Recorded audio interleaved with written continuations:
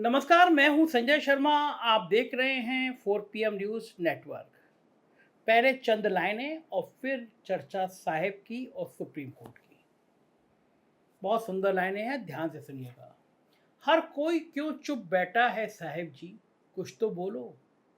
हर कोई क्यों चुप बैठा है साहिब जी, कुछ तो बोलो। खामोशी का क्या किस्सा है साहिब जी, कुछ तो बोलो। मजबूरी से मुख्तारी तक, दूरी से नजदीकी तक। मजबूरी से मुख्तारी तक, दूरी से नजदीकी तक। आखिर ये कैसा पर्दा है साहब जी, कुछ तो बोलो। किस किसका मुंह बंद करोगे? किस किसका मुंह बंद करोगे? किस किसको रोकोगे?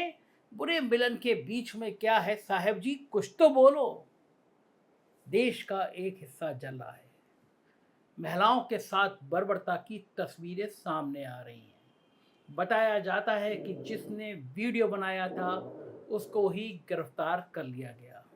अब सीबीआई शायद जांच करेगी। विश्व पटल पर पूरे देश का सर शर्म से झुक रहा है।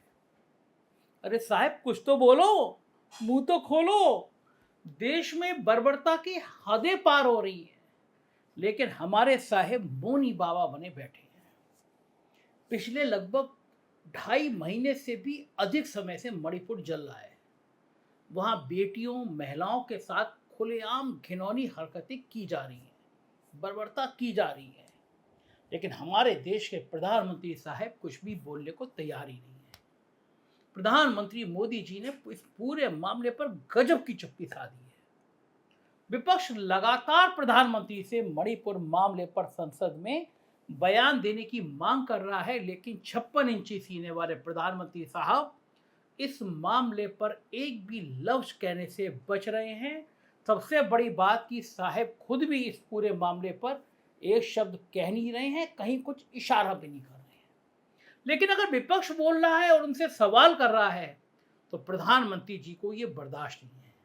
वो विपक्ष की आवाज को दबाने की पूरी कोशिश कर रहे हैं ताकि देश कहीं चलता रहे, महिलाओं बेटियों की इज्जत लुटती रहे, सरेआम महिलाओं के नग्न वीडियो वायरल होते रहे। लेकिन देश के प्रधानमंत्री साहब को तो एक शब्द भी अपने मुंह से नहीं निकालेंगे, साथ ही किसी और को भी नहीं बोलने देंगे और ना ही सत्ता से सवाल करने देंगे। प्रधानमंत्री जी की लाइनें क्लियर हैं कि ना बोलूंगा और ना बोलने दूंगा। विपक्ष का सत्ता से सवाल करना और प्रधानमंत्री मोदी से जवाब मांगना सत्ता और साहब को कभी पसंद नहीं आता। इसलिए साहब हमेशा विपक्ष की आवाज को दबाने की कोशिश करते हैं। फायर चाहे उसके लिए विपक्षी नेताओं को संसद से बाहर निकालना पड़े, उनका निलंबन कराना पड़े, या फिर सदन में उनकी आवाज को दबाने के लिए उनके माइक को ही क्यों ना बंद करना पड़े। कितनी शर्म की बात है, देश में इतनी बड़ी घटना हो जाती है, महिलाओं के साथ इतनी बुरी तरह से बर्बरता की जाती है, और इस घटना पर प्रधानमंत्री जी के पास सिर्फ 36 सेकंड होते हैं, वो भी सदन के बाहर। सदन के अंदर प्रधानमंत्री जी के पास बोलने के लिए ना शब्द है, ना ताकत, काहे का 56 इंची सीना। ऊपर से अगर विपक्ष सवाल करता है तो साहब उसकी भी आवाज को दबाना और बंद करना चाहते हैं। दरअसल संसद का आजकल मानसून सत्र चल रहा है। सत्र के पहले दिन से पूरा विपक्ष मणिपुर मामले पर सदन में प्रधानमंत्री मोदी से जवाब मांग रहा है, लेकिन साहब के पास जवाब नहीं है। इसलिए वो अपनी डबल इंजन सरकार की नाकामियों को छिपाने के लिए संसद में कुछ भी बोलने से खुद तो भाग रहे हैं, साथ ही सवाल करने वाले विपक्ष की भी आवाज को दबाने की कोशिश कर रहे हैं। इसी क्रम में पहले आम आदमी पार्टी के राज्यसभा सांसद संजय सिंह को पूरे सत्र के लिए राज्यसभा से निलंबित कर दिया, और फिर राष्ट्रीय अध्यक्ष कांग्रेस के मल्लिकार्जुन खड़गे के साथ जो कुछ किया वो एक ऐसी दुखद घटना थी जो पूरे देश में चर्चा का विषय बन गई। साहब और सरकार के लिए खड़गे की अपमान बहुत भारी पड़ सकता है। दरअसल पूरा सदन कह रहा है कि प्रधानमंत्री जी जवाब दीजिए, नारेबाजी कर रहा है, और प्रधानमंत्री जी राजस्थान में चुनावी भाषण कर रहे हैं।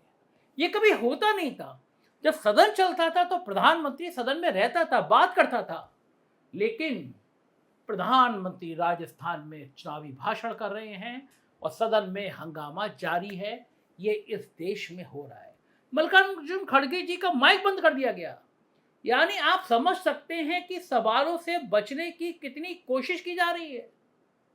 आप समझ सकते हैं सवालों से बचने के लिए और विपक्ष की आवाज को दबाने के लिए सरकार और सरकार के तानाशाह किस हद तक जा सकते हैं।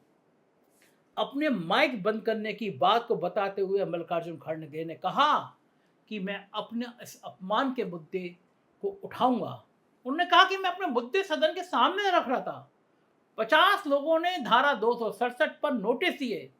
मुझे संसद में बोलने का मौका भी नहीं मिला, ठीक है, लेकिन कम से कम जब मैं बोल रहा हूं तो मेरा माइक बंद कर दिया गया।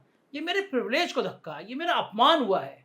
मेरी सेल्फ रिस्पेक्ट को उन्होंने चैलेंज किया है और सरकार के इशारे पर अगर सदन चला तो मैं समझूंगा कि लोकतंत्र अब बचा नहीं है। ट्वीट किया है खड़गे जी ने। कांग्रेस की ओर से भी सदन की कार्रवाई का वीडियो शेयर किया गया है। इसीलिए मैं ये सोच के उठा था कि मुझे मौका मिलेगा और बात करने के लिए।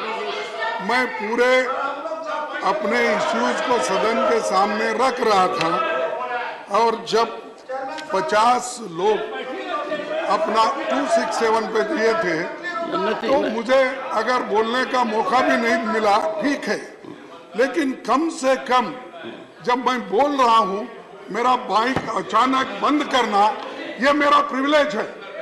अब उसको प्रिविलेज को धक्का, मेरा अपमान हुआ है।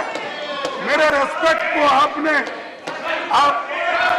मेरे सेल्फ रेस्पेक्ट को उन्होंने चैलेंज किया है और सरकार के इशारे पे अगर सदन चला तो मैं समझूंगा साहब डेमोक्रेसी नहीं है। Nothing will go on record. जैसे ही खड़गे जी ने कहा तो सभापति ने कहा कि कुछ भी रिकॉर्ड में नहीं जाएगा और इसके बाद सदन में सत्ता दल और विपक्ष के नेताओं ने शोर मचाना शुरू कर दिया। सदन में मोदी मोदी के नारे भी सुनाई दिए। खड़गे जी जब बोल रहे थे तो कांग्रेस के सांसद उनके पीछे खड़े हो गए। सभापति ने कांग्रेस सदस्यों के खड़े होने पर आपत्ति दर्ज कराई, जिस पर खड़गे जी ने कहा मेरे पीछे नहीं खड़े होंगे तो क्या मोदी जी के पीछे खड़े होंगे। खड़गे के इतना कहती सदन में मोदी मोदी के नारे लगे। ये सब कुछ सदन में हो रहा है। देश के सबसे बड़े लोकतांत्रिक एक मंदिर में हो रहा है, लोकतंत्र के सबसे बड़े मंदिर में हो रहा है और पूरा सदन हक्का बक्का है कि प्रधानमंत्री गायब हैं, बोल नहीं रहे हैं, वो राजस्थान में चुनावी भाषण दे रहे हैं। आज कई नेताओं ने इस बात पर ट्वीट भी किया और तंज भी कसा। दरअसल भाजपा की मोदी सरकार ने एक बार फिर साबित कर दिया कि जब उनके पास अपनी नाकामियों को छुपाने के लिए कोई जवाब नहीं बचता तो सवाल उठाने वालों की आवाज को चुप करने की कोशिश की जाती है। जब जो सरकार मुसीबत में आती है तो विपक्षी सांसदों के माइक सदन में बंद कर दिए जाते हैं। यह हाल है दुनिया के सबसे बड़े लोकतांत्रिक देश का। वैसे ये पहला मौका नहीं है जब साहब ने अपनी नाकामियों को छुपाने के लिए विपक्ष की आवाज को दबाने की कोशिश की हो, संसद में किसी विपक्षी नेता का माइक बंद कर दिया गया हो। इससे पहले भी एक बार देखा गया है जब राहुल गांधी का माइक बंद कर दिया गया। तमाम सांसद आरोप लगाते हैं कि सदन के भीतर कोई सवाल सरकार से पूछ ना ले, इसलिए माइक बंद कर दिए जाते हैं, माइक ऑफ कर दिया जाता है। इतना ही नहीं, कांग्रेस के डिस्क्वालिफाइड सांसद राहुल गांधी भी कई बार आरोप लगा चुके हैं, उनका माइक संसद में बंद किया जा चुका है। इसी साल जब राहुल गांधी अपने ब्रिटेन दौरे पर गए तो वहां भी उन्होंने इस बात का जिक्र किया कि भारत में संसद में माइक बंद कर दिया जाता है। राहुल के इस बयान को लेकर काफी हंगामा हुआ। अगले दिन कांग्रेस सांसद अधीर रंजन चौधरी इस मुद्दे को उठाए, उनका भी माइक ऑफ हो गया। ये सदन है, आप बोलेंगे तो आपका माइक ऑफ कर दिया जाएगा। सदन में प्रधानमंत्री आएंगे नहीं, प्रधानमंत्री राजस्थान जाएंगे। बहुत खराब है ये। इस तरह से माइक बंद कर देना वाकई में अपनी गलतियों को छुपाना और लोकतंत्र को कुचलना है, क्योंकि ऐसा करते समय सरकार भूल जाती है कि देश के दोनों सदनों राज्यसभा और लोकसभा बने इसलिए हैं कि हमारी देश की सरकार और विपक्ष अपनी अपनी बातों को इन सदनों में रख सके, जनता की समस्याओं को उठा सके और उनके निवारण के लिए नए कानून, नए बिल, विधेयक के जरिए रास्ता निकाल सके। साथ ही पक्ष विपक्ष किसी मुद्दे पर सार्वजनिक चर्चा भी कर सके।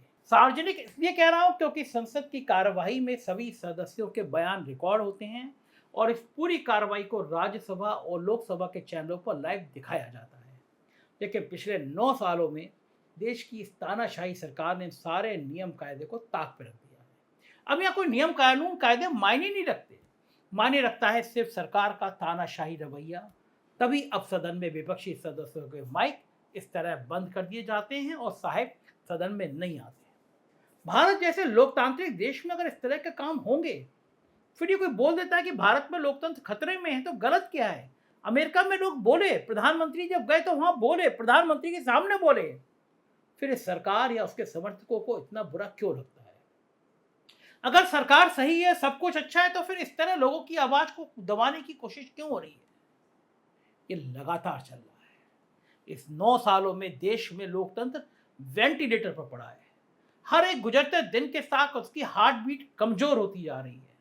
ताज्जुब की बात यह है कि देश में लोकतंत्र की ऐसी हालत तब है जब देश की असली आज़ादी तो कंगना जैसी हीरोइन बताती है कि हमको 2014 में मिली है। यानी असली आज़ादी मिलने के 75 साल बाद तक इस आज़ाद देश में लोकतंत्र की हालत सबसे पतली हुई थी। ये कहती हैं ये हाल है, लेकिन हाल उल्टा है। 9 सालों में 75 सालों की मेहनत को गवा दिया गया।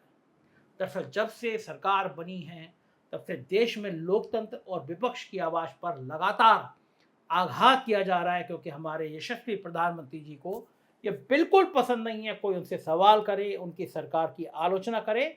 साफ शब्दों में कहें तो साहब और उनकी सरकार को सच सुनना बिल्कुल भी पसंद नहीं है। यही वजह है कि जो सच बोलता है वो सत्ता से साहब से सवाल करता है। साहब फिर उसकी आवाज़ को हर तरीके से दबाने की कोशिश करते हैं, चाहे सीबीआई हो, चाहे ईडी हो, या फिर इनकम टैक्स हो। आज का सीन देखा था आपने, कैसे हो सकता है? सुप्रीम कोर्ट ने पूछा आप कर क्या रहे हैं? ईडी के अफसर के लिए बार बार आ रहे हैं। क्या एक अफसर इतना बड़ा हो गया कि कोई अफसर बचा ही नहीं है और आप उस अफसर के लिए परेशान है कि अगर वो नहीं होगा तो सरकार काम नहीं कर पाएगी? सुप्रीम कोर्ट के जज ने टिप्पणी कर दी, अगर मैं कल से सुप्रीम कोर्ट में नहीं आऊंगा तो क्या सुप्रीम कोर्ट काम करना बंद कर देगा? लेकिन सरकार ईडी के डायरेक्टर संजय मिश्रा के लिए इतनी दीवानी थी कि किसी भी तरह से हजूर अक्टूबर तक का टाइम दे दीजिए। दरअसल सरकार के एक एक महीने बड़े भारी हैं। सरकार जानती है कि संजय मिश्रा जो काम कर देंगे वो काम अब कोई और दूसरा अफसर नहीं करेगा, क्योंकि सरकार किसकी बनेगी यह कहना मुश्किल है। कोई भी आदमी अब अपनी नौकरी दांव पर नहीं लगाएगा। अदालत ने 15 सितंबर तक का टाइम दिया ईडी निदेशक का, और मैं दावा कर रहा हूं अगले 45 दिन यानी 15 सितंबर तक इस देश में विपक्ष की नाक में दम कर देगी ईडी। खास तौर से बंगाल, बिहार, उत्तर प्रदेश का एक हिस्सा आप लिख के रख लीजिएगा, अगले 45 दिनों में ईडी क्या कहर ढाएगी। और मैं कहना चाहता हूं, लोकतंत्र के एक धड़कते हुए दिल में के नाते कहना चाहता हूं, एक पत्रकार होने के नाते कहना चाहता हूं, सुप्रीम कोर्ट की जिम्मेदारी है इन 45 दिनों में संजय मिश्रा जो करें उस पर निगाह रखें। 45 दिनों में किसी आदमी को कत्लेआम करने की इजाजत नहीं दी जानी चाहिए। भारत जैसे लोकतांत्रिक देश में जहां लोकतंत्र खतरे में पड़ गया है, क्योंकि यहां पर वैसे भी जो सच बोलने की कोशिश करेगा, सरकार और साहब उसकी आवाज को दबाने का पूरी कोशिश करेंगे। जब जब विपक्षी सांसद सरकार से सवाल करेंगे और जब जब मोदी सरकार सवालों से घिरेगी, तब तब सरकार उन सांसदों की आवाज दबाने के लिए माइक बंद कर देगी, सदन से निलंबित करा देगी या फिर और कार्रवाई कर देगी। बहुत दुख होता है, ये दुनिया का सबसे बड़ा लोकतांत्रिक देश है जहां पर हर किसी को अपनी बात कहने का, सत्ता से सवाल करने का, देश के प्रधानमंत्री से सवाल करने का अधिकार है। लेकिन अब यह अधिकार धुंधला हो रहा है, खत्म हो रहा है, क्योंकि भाजपा सरकार अब अपने ऊपर सवाल करने वालों का मुंह बंद करने में लगी है। लेकिन सरकार भूल जाती है किसी सांसद को निलंबित करके, माइक बंद करके, ईडी, सीबीआई, इनकम टैक्स लगा के आवाज को बदल नहीं सकते। आप आवाज को दबा कर रख सकते हैं, सच को बदल नहीं सकते। और मुझे लगता है कि आने वाले कुछ महीने सरकार समझ जाएगी कि इस तरह आवाजों को बंद करना, इस तरह आवाजों को दबाना, इस तरह आवाजों को अंकुश में रखना कितना भारी होगा। अगले 1.5 महीने सांस रोक के इंतजार करिए, ईडी और सीबीआई और इनकम टैक्स साहब के इशारे पे कैसे काम करते हैं। लेकिन हमारी निगाह रहेगी, हम लोकतंत्र के सच्चे पैरी की तरह आपको बताते रहेंगे कि ये देश किधर जा रहा है, किस निगाह में जा रहा है, किस नज़ारे में जा रहा है, किस राह पे जा रहा है, क्यों जा रहा है। देखते रहिए 4 PM और अपनी राय से जरूर बताइएगा। Thank you.